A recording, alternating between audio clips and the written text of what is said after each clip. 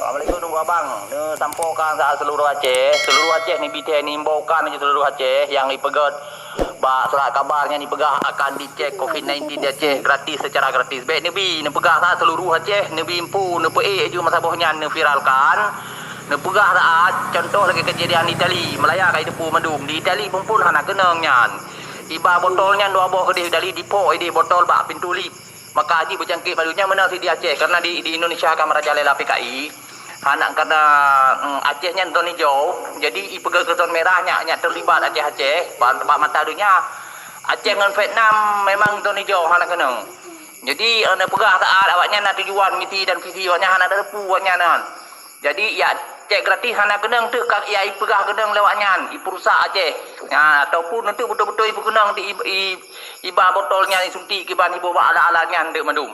Ni sebarkan lalu halang tu telefon ya ka menggah madu masabahnya di Malaysia. Ni long bithe tak masabahnya. So yang na urang Aceh ti bukanya ni YouTube kem-kem ya test COVID-19 nya ni YouTube ju. Doktor Palih Hari 16 Jokowi.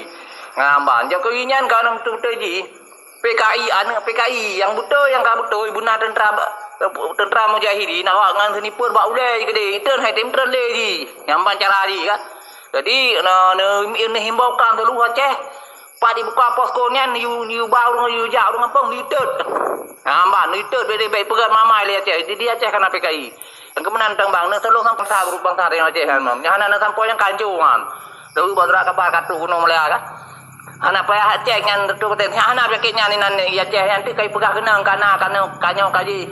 Paling tak wayan misi dan visi banyak terjual ni. Mau terjual ni banyak. Nya PKI banyak. Kalau lu pegah lagi lu hana mau partai awak kamu partai kan partai juga tapi nya katop Jokowi nya PKI kalau lu ke mawanya di kampung yang kemenangan mendambang mah